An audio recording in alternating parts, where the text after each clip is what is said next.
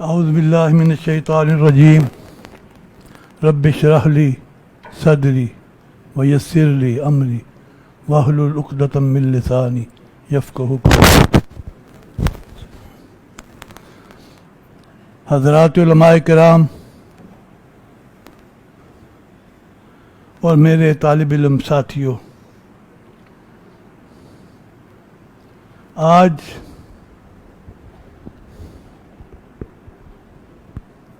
مجھے آپ سے ہم کلام ہونے کی جو سعادت میسر آئی ہے، میں اس پر اپنے رب العالمین کا شکر گزار ہوں۔ میں دنیا بھر میں دعوتی اور تبلیغی سفر کرتا رہتا ہوں۔ دنیا کی مختلف یونیورسٹیوں میں مجھے اساتذہ اور طلباء سے ہم کلام ہونے کے مواقع بھی میسر ہوتے ہیں۔ وہاں کے جو تھنک ٹینکس ہیں وہ بھی اجتماعات کا انعقاد کرتے ہیں، لیکن جو خوشی، جو مسرت، جو طمانینت مجھے آپ سے ہم کلام ہونے میں آ رہی ہے وہ کبھی مجھے میسر نہیں آئی۔ اور بالخصوص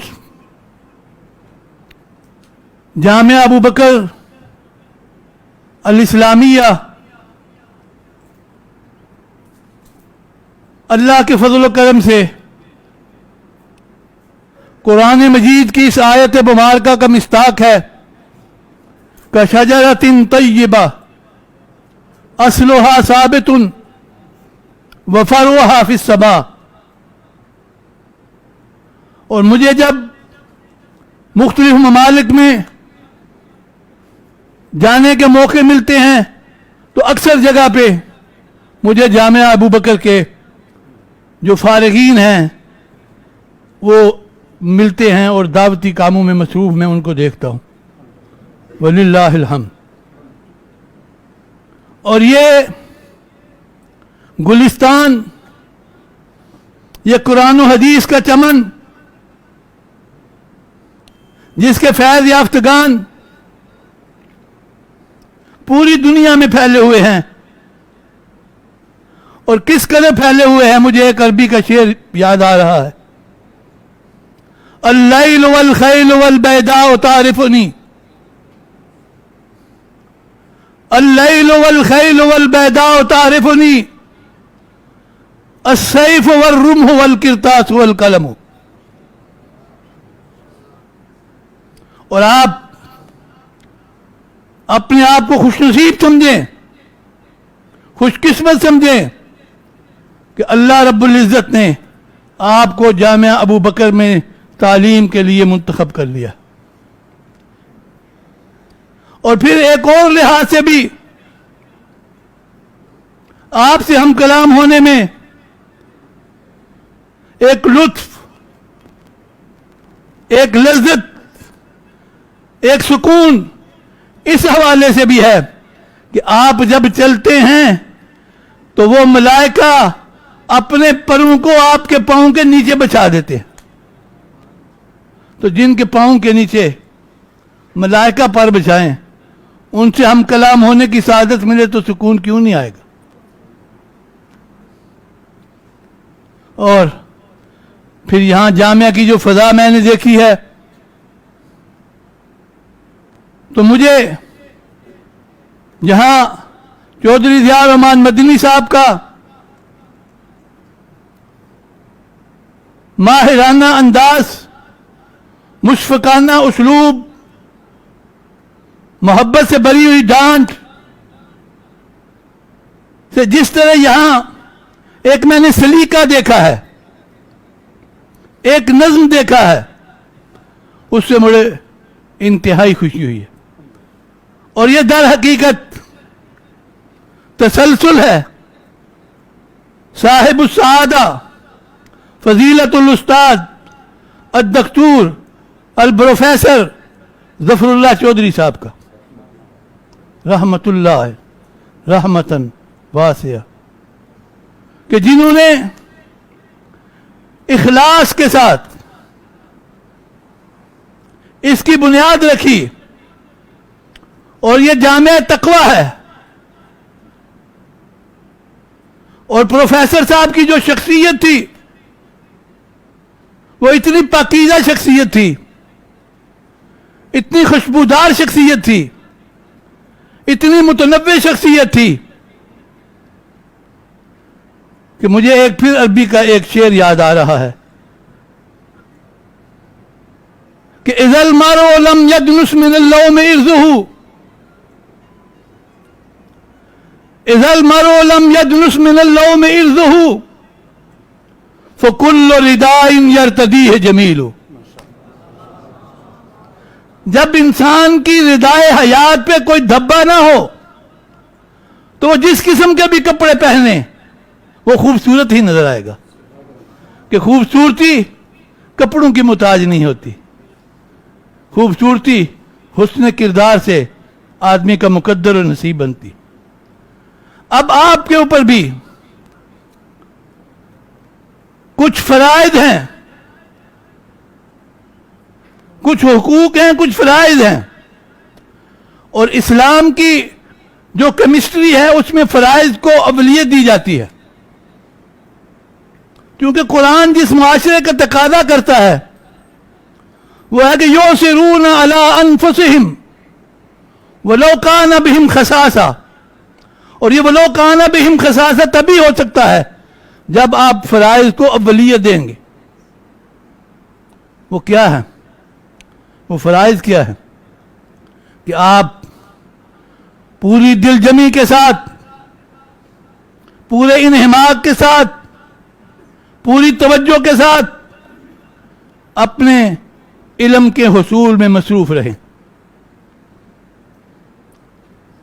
اور ساری عزتیں پھر یہ ذہن میں رکھیں کہ انسان فطری طور پر جاہ, عزت, وقار, تکریم, توقیر, تعظیم اس کی خواہش رکھتا ہے, اور یہ ساری چیزیں آپ کا مقدر اور نصیب اسی وقت بن سکتی ہیں جب آپ راسخون فی العلم کی صف میں کھڑے ہو.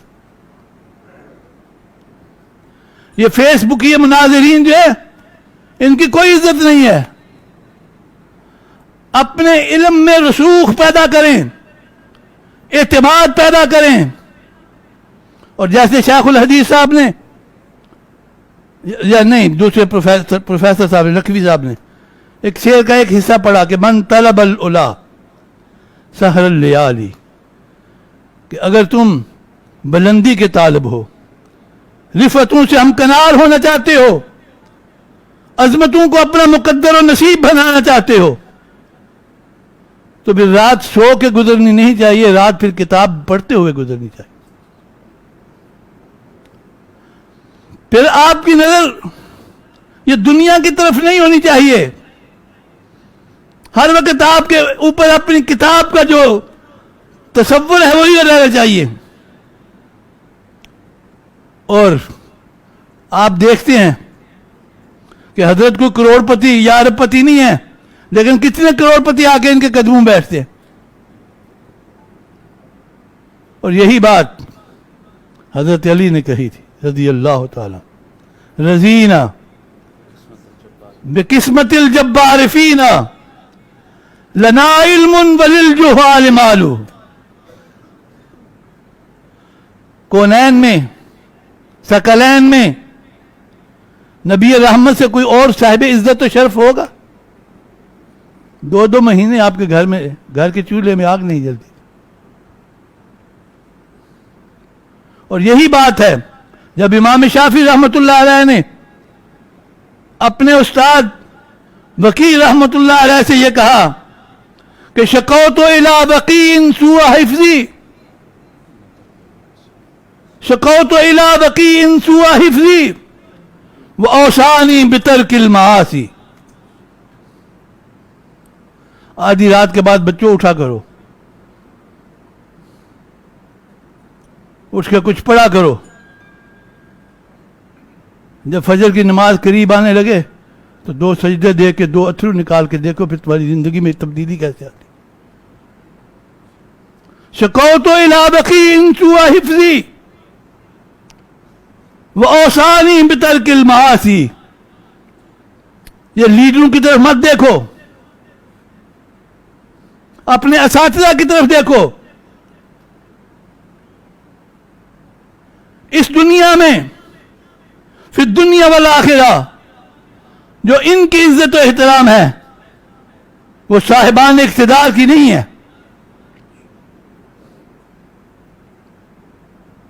وہ صاحبان قوت کے پاس نہیں ہے.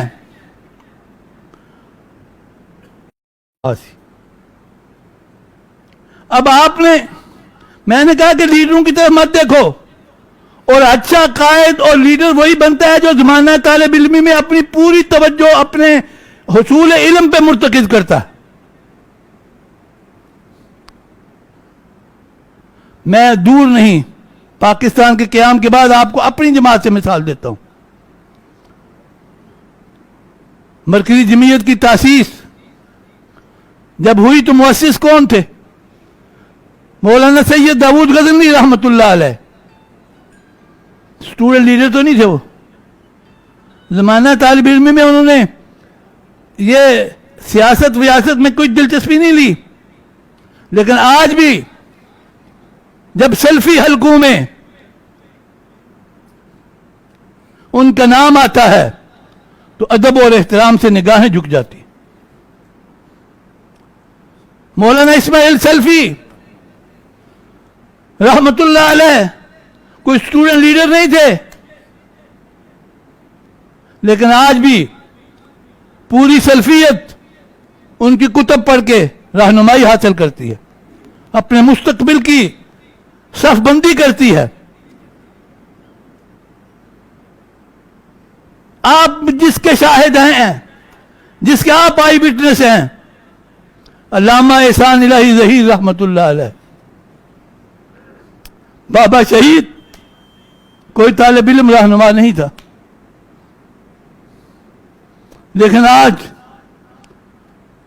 مشرق سے مغرب تک, شمال سے جنوب تک آپ کہیں بھی جائیں, وہاں استاد احسان الہی ظہیر کی کتب اس علاقے کی رہنمائی کرتے ہوئے آپ کو دکھائی دے. پھر کبھی حضرت نے موقع دیا, شفقت کی, تو بابا شہید پہ کبھی آپ سے بات کروں گا. ان کی زندگی کا جو تنوع ہے, ہم نے ان کو ایک خطیب کے حصار میں پابند کر دیا ہے. اس نے ہماری نشست ثانیہ کی ہے.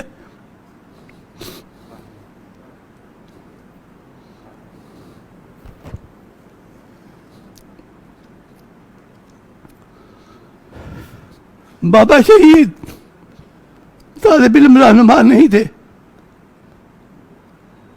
لیکن انہوں نے عملی زندگی میں قدم رکھا تو ان کے پس منظر میں علم کے پہاڑ تھے, اور جو بھی ان پہاڑوں سے ٹکراتا تھا وہ پاش پاش ہو جاتا تھا. حکمران بھی آئے, ہماری فکر کے مخالف بھی آئے, حکمرانوں نے ان ملاؤں کو حلوہ کھلانے کی بات بھی کی, انعام و اکرام سے نوازنے کی بات بھی کی, پلاٹ دینے کی بھی بات کی کہ البریلویت کا جواب لکھو. لیکن کیا کسی نے جواب لکھ لیا؟ آپ کے رول ماڈل یہ چیز ہونی چاہیے. اور پھر آپ اپنے اخلاق پہ خصوصی توجہ دیں, کیونکہ آپ نے جب ممبر پہ بیٹھنا ہے تو آپ سے منہ سے نکلے ہوئے جو الفاظ ہیں انہوں نے معاشرے کی تشکیل اور تعمیر میں کلیدی کردار ادا کرنا ہے. ایک لفظ جو ہوتا ہے وہ پورے علاقے کی فضا کو بدل دیتا ہے. آپ ایک جملہ سنتے ہیں کہ یار انہیں لکھ روپے دی گل کی تھی, سنا ہے کبھی؟ چوہی صاحب کہہ رہے ہیں سنا ہے, آپ نیابتاً مان لیں. لکھ روپے دی گل کی ہے, کی مطلب ہے کہ وہ کام جو 1,00,000 روپے کی انویسٹمنٹ کر کے نتیجہ حاصل کرنا تھا وہ اس ایک جملے سے حاصل ہو گیا. لفظ کی جو حرمت ہے، اس کا تقدس ہے، اس کی تاثیر ہے، اس کو سمجھنے کے لیے حنین کے مقام پہ جائیں. جب جنگ ختم ہوئی، رسالت مآب صلی اللہ علیہ وسلم مال غنیمت تقسیم کرنے لگے تو کچھ حلقوں میں چمگوئیاں شروع ہوگی. آقا تو تالیف قلب کے لیے نو مسلموں کو کچھ زیادہ حصہ دے رہے تھے، لیکن مدینے والوں نے یہ شکوہ کرنا شروع کر دیا. لو جی پھر مکے والے سبقت لے گئے. آپ تک بات پہنچی، آپ نے سب کو جمع کیا، اور ایک لفظ دیکھیں، اس کی تاثیر دیکھیں کہ کس طرح فضا کو بدلا، ماحول کو بدلا، دلوں کی کیفیت کو بدلا، ذہن اور فکر اور سوچ کو بدلا. آپ نے کہا یا معاشر الانصار، یا معاشر الانصار، یا معاشر الانصار، تم مجھے اس بات کا جواب دو کہ خوش قسمت وہ ہے جو بھیڑ اور بکریاں لے کر گھر جائے، یا وہ خوش قسمت ہے جو محمد الرسول اللہ کو ساتھ لے کے جائے. اس ایک جملے نے سارا ماحول بدل دیا، ساری کیفیت بدل دی، سوچوں کے دھارے بدل دیے. اور پھر آخری بات لفظ کی تاثیر پہ، یہ کس طرح اثر انداز ہوتا ہے. لفظ سے شریعت کے احکام بدل جاتے ہیں. میرا نکاح میرے مرشد و مخدوم علامہ احسان الہی ظہیر رحمۃ اللہ علیہ نے پڑھایا تھا، اور انہوں نے یہ جملہ کہا تھا، حق بحقدار رسید، کہ ایک غیر محرم عورت کی طرف دیکھنا ثواب کا کام ہے، یہ جرم ہے، جرم ہے. نوجوان بچوں سے یہ بات منہ سے نکلنی مشکل لگ رہی ہے. چوہدری صاحب نے بڑے زور سے کہا جرم ہے، ہیں یہ بھی جوان، لیکن ان کی جوانی جو ہے ان کے تقوی کے حصار میں ہے. غیر محرم عورت کی طرف دیکھنا حرام ہے.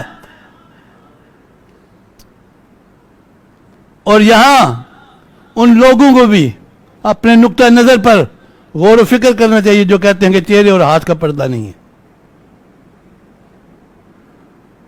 اب وہ عورت جس کی طرف دیکھنا حرام ہے، ایک لفظ کہا ہے مولوی صاحب نے، بچے کہو قبول ہے، وہ کہتا ہے قبول ہے. قرآن سے رہنمائی ملتی ہے، اب ہن لباس لکم وانتم لباس لہن.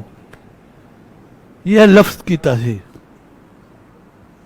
اللہ رب العزت ہمیں حکمت و دانائی سے، فہم و تدبر سے اس دین کو آگے بڑھانے کی، اور دین کے حوالے سے جو ہمارے اوپر ذمہ داریاں عائد ہوتی ہیں ان کو پورا کرنے کی توفیق عطا فرمائے. وآخر دعوانا ان الحمدللہ.